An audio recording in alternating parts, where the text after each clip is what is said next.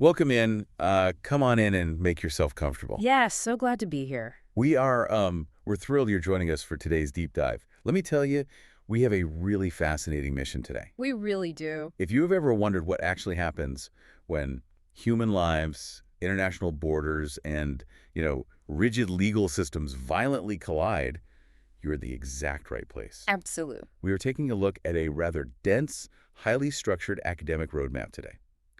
Specifically, the 5 units of Osmania University's LLB Private International Law Syllabus, Paper 6. It is quite the document. It is. And our goal here, to translate this formal legal curriculum into a gripping exploration of the invisible scaffolding that holds our globalized world together. I think invisible scaffolding is a very apt way to visualize it. Yeah. Because private international law, it isn't just some abstract theory gathering dust in a university library somewhere. Right. It is intensely and sometimes painfully practical. It's the framework that answers the truly chaotic questions of modern life. The messy stuff. Exactly.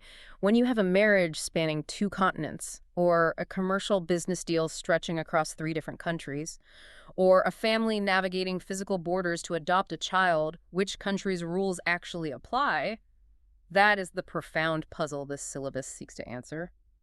And for our ground rules today, we are going to unpack the exact structure that a law student at Osmania University would learn. Yes. We'll be blending the Indian and English legal perspectives just as the syllabus dictates, and this is we are leaving the heavy, impenetrable textbook jargon at the door. Thank goodness for that. We want to give you the ultimate insider's view of how the legal world attempts to create order out of international chaos. And doing that requires a massive conceptual shift, because when dealing with multiple sovereign nations, every single court system naturally believes its own laws are the correct ones. Of course they do. The beauty of private international law is that it operates as the ultimate rule book for knowing when a judge needs to step back, put their own ego aside, and let another country's laws take the wheel. Okay, let's unpack this with you and I. This is all about the foundations and the rules of the game. The ground floor. Right. The roadmap starts right at the beginning. The meaning and subject matter of private international law and this grand pursuit called the unification of private international law, which honestly sounds like a superhero team-up, but I'm guessing it's a lot more bureaucratic than that. Just a bit. The unification aspect is the ultimate, perhaps unattainable dream of the legal world. Why unattainable? Because ideally, we wouldn't have conflicts of law if every country on Earth just agreed on a single, unified set of rules for international disputes. Ah, right. Good luck with that. Exactly. Yeah. But because we don't live in a global legal utopia, we study the evolution of these rules. The syllabus explicitly requires a comparative look at the evolution of English private international law alongside Indian private international law. So we are essentially looking at 2 systems that grew up together.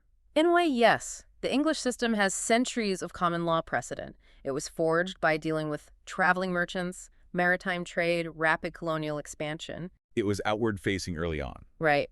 And Indian private international law developed side by side with it and was heavily influenced by that English framework.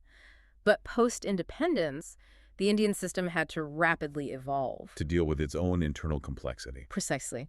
To address India's incredibly unique social fabric, its diverse personal laws, and its own sovereign interests. So they are essentially siblings, but they definitely have their own distinct personalities now. Very much so. And this brings us to the theoretical meat of unit summing. The syllabus covers the theories of private international law, which, from what I gather, tries to explain why courts even bother applying foreign law in the first place, rather than just shutting the door. It's a fundamental question. Why should a judge in Mumbai care what a law in Tokyo says? Right. And then there's a concept that really caught my eye here, theories of characterization. From what I understand, before a court can even decide which law applies, it has to decide what kind of problem it's looking at. Right. That is the crucial first hurdle. Characterization is the act of putting a label on the dispute. Give me an example of how that works. Well, imagine you leave a vintage car to someone in a cross-border will, and a dispute breaks out over it. Okay, I'm with you. Is that a property issue, or is it an inheritance issue? Oh, I see. If the court labels it property, they might apply the law of the country where the car is physically parked. If they label it inheritance, they might apply the law of the country where you lived when you died. Wow. The way you categorize the problem changes the entire trajectory of the case. That makes every single word a lawyer uses incredibly high stakes. It really does. Now, looking further through Unit I, there is a term that completely stopped me in my tracks because it sounds like a logic puzzle. The Doctrine of Renvoi. Ah, yes. Renvoi. What exactly is going on here? What's fascinating here is that the Doctrine of Renvoi is essentially high-stakes legal ping-pong. Ping pong. Yes. Renvoi comes from the French word meaning to send back. So imagine an English judge decides, based on their internal rules, that French law should apply to a specific inheritance case. Okay, so the English judge opens up the French law books. Exactly. But when they look at French private international law, the French rule says, for this specific issue, we don't use our law. We apply English law. So France sends it right back. France sends it right back. Ping pong. So what does the English judge do? Do they just keep sending it back and forth forever? That is the dizzying logical loop that law students spend hours untangling. The judge has to decide, do we accept the return serve and apply our own internal law to break the loop?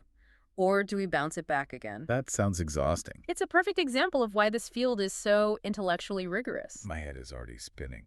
And before we move on, Unit I also gives a quick tease into contracts, specifically looking at the material validity of contracts, obligations arising under them, and their discharge. We'll see that again. Yeah, we are going to put a pin in that because it perfectly sets up the final unit of the syllabus later on. But for now, we've established that courts can navigate these logical loops. But that begs the ultimate question.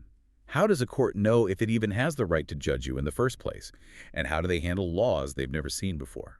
That brings us directly into Unit 2, which deals heavily with the mechanics of foreign law and the critical concept of domicile. Right out of the gate in Unit 2, I have to admit I was slightly surprised by the first major concept, the application of foreign law, and specifically treating foreign law as a question of fact. It trips up a lot of people. To a normal person, a law is a law. But in this context, it's a fact. Can you break down how English and Indian courts approach this? It is very counterintuitive to non-lawyers.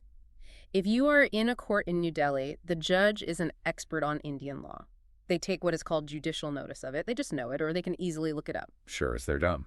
But if your business dispute requires the application of Japanese law, the Indian judge cannot be expected to know the Japanese civil code. Makes sense. Therefore, Japanese law is treated not as law, but as a fact that must be proven. So I can't just hand the judge a translated Japanese law book and say, here, read this. I have to bring in an expert witness. Yes, you usually have to bring in lawyers qualified in Japan to testify to the judge about what the Japanese law actually is. That's wild. Think of it like bringing in a ballistics expert to testify about a weapon. You have to prove the law exists and applies, just like you'd prove a physical piece of evidence exists. Both English and Indian law generally share this foundational approach. I just love the idea of calling an expert to the stand just to prove it's illegal to run a red light in Rome or something. That's essentially what happens. But courts don't just blindly accept foreign law every single time someone proves it exists, do they? The syllabus outlines some very clear exclusions. Courts draw a hard line here. They will flat out refuse to apply foreign law under certain conditions, even if all the conflict rules say they should. What are the big ones? The big three exclusions are public policy, foreign penal codes, and foreign revenue laws. So, if a foreign law deeply offends the fundamental morals or public policy of the country where the court is located, the judge will just shut it down. Immediately. And I'm assuming a country isn't going to enforce another country's criminal sentences, the penal code, or collect their taxes for them, the revenue laws. Exactly. You cannot use an English court to collect taxes owed to the French government, nor can you use an Indian court to put someone in jail for breaking a penal law in Brazil. Not their circus, not their monkeys. It is a matter of pure national sovereignty. One nation will not do the dirty work of another sovereign state's tax collector or prison warden. Here's where it gets really interesting, though. Unit 2 then shifts into the concept of domicile.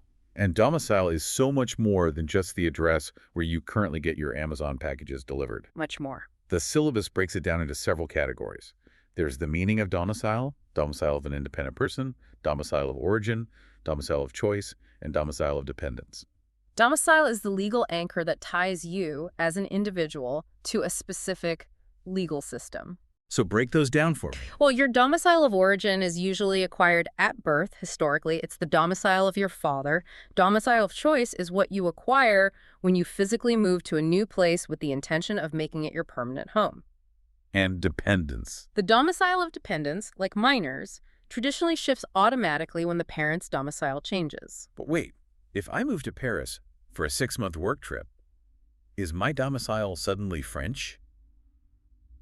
How do courts actually prove what's going on in my head regarding my intention to stay somewhere permanently? That is where the litigation gets incredibly messy. Courts will look at everything: where you pay taxes, where you buy property, where your kids go to school, even where you buy your groceries. They really dig into your life. They are trying to divine your true intention. And the reason this matters so much is because, as the syllabus synthesizes at the end of Unit 2's, domicile directly dictates the jurisdiction of courts. It answers the most fundamental question in any legal dispute: does this specific judge even have the power to hear your case? So if you aren't domiciled there. If you aren't domiciled in a court's jurisdiction, the judge might simply dismiss the case. Domicile is the gateway to the courthouse. Which means if you get that wrong, you don't even get to play the game. Exactly. And that brings us to Unit 3rd, where the stakes move from theoretical jurisdiction to the incredibly personal. Unit 3rd is all about love, marriage, and breaking up across borders. We are stepping into the matrimonial maze. It is a maze. The unit forces students to look at the concept of marriage, focusing on the validity of marriage, separating it into formal validity and material validity under both English law and Indian law. This is where the conflict of laws touches everyday human lives most intimately. Imagine an Indian couple who travels to Las Vegas to get married. Classic scenario. Are they legally married back home? It depends. Formal validity, the ceremony itself, the witnesses, the paperwork usually depends on the law of the place where the ceremony happened. You follow the Vegas rules for the Vegas wedding. Okay, that's straightforward. But your capacity to marry, whether you are old enough or whether you are too closely related, is generally governed by the law of your domicile. So you can't just cross a border to escape your home country's rules about who you are allowed to marry. Precisely. You take your domicile's capacity rules with you. And of course, the syllabus calmly navigates into what happens when things go wrong. We move into matrimonial causes, dissolution of marriage, and the complex grounds of divorce. The complexities multiply exponentially here. Let's say that same couple moves to London, establishes domicile there, and one tries to file for divorce in an English court. Okay.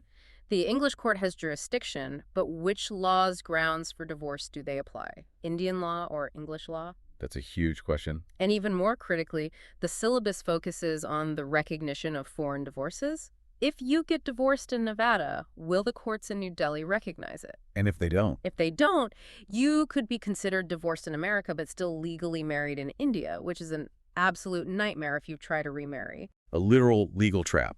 And it doesn't stop at divorce. The syllabus pushes students to understand nullity of marriage and the recognition of foreign nullity decrees. Which is very different from divorce. Right. A nullity decree basically says the marriage never legally existed in the first place, which is a massive distinction when dividing assets. Then there's judicial separation. Oh, and a concept that might sound archaic to some, but is vital here: the restitution of conjugal rights. That is a fascinating remedy to study comparatively. Restitution of conjugal rights is essentially a court order demanding a spouse return to the matrimonial home. Just ordering them back. Yes. It features prominently in Indian family law, but has been completely abolished in English law. Wow. Okay, so what happens when those clash? Well, if an Indian couple is living in England and one spouse seeks this restitution in an English court, the conflict of laws principals have to decide how to handle a remedy that the local court system no longer even believes in. It's a total culture clash happening right there on the judge's bench. The syllabus also tackles another profound culture clash: matrimonial reliefs in respect of polygamous marriages. The tension here is immense. English law is strictly monogamous. But historically, it has had to interact with legal systems where polygamy is legally valid. How does that even work in practice? Say a man from a country where polygamy is legal moves to England with 2 wives, and he tragically dies in a car accident. How does a strictly monogamous legal system handle the widow's pension? That is a really tough question. How do they handle matrimonial reliefs like divorce settlements if the system doesn't formally recognize the second marriage? It forces the courts to look past their own moral framework to avoid causing profound financial injustice to those spouses. Exactly. They have to adapt. Furthermore, when families fracture across borders, courts have to handle the enforcement of foreign maintenance orders and foreign custody orders. This requires navigating Indian law, English law, and complex choice of law rules. Mostly to ensure people aren't fleeing across borders just to avoid paying child support. Which is a perfect segue, actually, because those custody orders represent the most vulnerable people in this entire legal web. Exactly. That brings us right to the door of Unit the Faith, the Next Generation. This unit focuses entirely on children who are caught between legal systems. Yes. The syllabus makes a very specific distinction right at the top between legitimacy and legitimation. Can you explain that? It is a vital distinction, primarily because of property and inheritance law. Legitimacy refers to the status of a child born to parents who are legally married at the time of birth. Okay. Legitimation, on the other hand, is the process by which a child born outside of wedlock is subsequently given the legal status of a legitimate child, often because the parents later marry each other. And the jurisdictional hurdles here are massive. Yeah. Imagine you have a large family estate in London, but the heir to that estate was legitimated under the laws of France. Does England or India recognize that status so the child can actually inherit?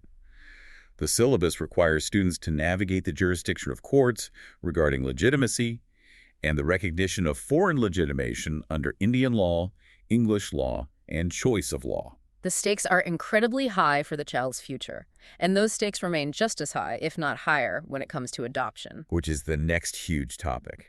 The syllabus places a strong focus on the jurisdiction of courts in adoption proceedings, the recognition of foreign adoptions, and specifically adoption by foreign parents, contrasting Indian and English law.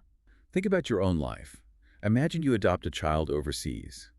Unit the 5 is the reality check that just because one country recognizes you as the parent, another country might view you as a legal stranger. Or worse, a kidnapper. Yes.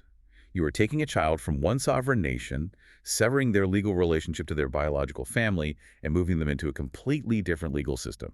If we connect this to the bigger picture, the reason private international law is so agonizingly complex here is because the state is acting as the ultimate protector of the child. The ultimate safety net. That's why the unit concludes with guardianship and custody.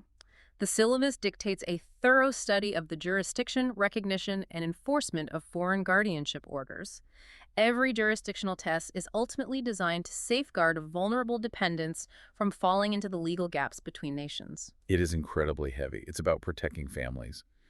But to wrap up the actual curriculum, we move to the final, tightly focused Unit V. A bit of a pivot. It is. After dealing with all of these deeply personal family matters, Unit V gets us right down to business commercial contracts. It's a shift in tone, certainly. But commerce is the engine of globalization. You cannot have international trade without private international law telling businesses how to resolve their inevitable disputes. The roadmap takes us into finding the proper law of contract, determining the capacity to contract, and understanding formal and informal contract. Yeah. And for our listeners, this loops perfectly back to the very first unit. Remember when we put a pin in the material validity of contracts back in Unit I? It all connects. Unit V is where all of that theoretical foundation is practically applied to business deals. Unit V answers a terrifying question for business owners. What if the person you signed a multi-million-dollar contract with wasn't legally allowed to sign it in their home country? The proper law of contract is the core concept that solves this. When an Indian software company signs a contract with a British firm and the servers are in Germany, what law governs the contract if someone breaches the agreement? Good question. What happens? Usually the parties write a choice of law clause into the contract, literally choosing the proper law themselves. They might say, any disputes will be handled under the laws of Singapore. But what if they forget? Or what if it's an informal contract? If they don't explicitly choose, the court has to become a detective. They look at the intention of the parties and try to find the system of law with which the transaction has the closest and most real connection. That sounds complicated. It is. They have to assess capacity. Were they legally allowed to make this deal under the laws of their respective domiciles? It is a massive multinational puzzle. And of course, law students don't just figure this out by staring at the ceiling. The Osmania syllabus provides a heavy scholarly foundation to help them navigate all 5 of these units. The suggested readings at the end of the syllabus are the absolute heavyweights of the field. Anyone serious about understanding this topic must turn to these texts. Let's list them out so you know exactly where to look if you want to become a private international law master. First, there's R.H. Graveson's The Conflict of Laws. A classic. Then, a massive cornerstone in the field, so Peter North and J.J. Fawcett's Cheshire and North's Private International Law. And specifically for bridging the gap between the 2 legal systems we've been discussing, the syllabus recommends Paris Dewan and Piyushi Dewan's Private International Law, Indian and English. Great resource. Finally, there is Siramani Garamella's Private International Law, Conflict of Laws. These scholars have spent their lives untangling the very Renvoi loops, domicile disputes, and matrimonial mazes we've been talking about. So what does this all mean for you? We have journeyed through an entire university syllabus covering everything from the ping-pong logic of Renvoi and proving foreign law as a fact, to the incredibly emotional stakes of cross-border divorces, international adoptions, and high-stakes commercial contracts. We covered a lot of ground. What I hope you take away from this deep dive is that whether it's an international business deal, an overseas adoption, or a complex family dispute, private international law is the ultimate mediator of human mobility. Without a doubt. It is the invisible rulebook that allows our interconnected world to function without descending into total chaos. The immense value of studying a syllabus like this, which deliberately pairs Indian and English perspectives, is that it proves no legal system exists in a vacuum. Understanding how different sovereign states approach the exact same human problems allows us to appreciate the delicate diplomacy required in modern law. The law isn't just about exerting power, it's about knowing when to acknowledge the validity of another culture's rules. And as we wrap up, I want to leave you with one final provocative thought to mull over. Let's hear it. Throughout this entire syllabus, from Unit I to Unit V, nearly every single legal test relies heavily on physical locations. True. Where is your domicile? Where did the marriage ceremony physically take place? Where does the court have territorial jurisdiction? It's very geographically bound. Exactly. But as we move rapidly into an increasingly digital, borderless era, a world where you can sign commercial contracts, work for a foreign company, and build a massive portion of your life entirely in the cloud, how long can these rigid geographical concepts of private international law hold up? It's a great question. At what point will the legal system have to completely reinvent the very idea of borders? Something to think about the next time you digitally sign a terms of service agreement from a company halfway across the globe. Thanks for taking this deep dive with us. We'll see you next time.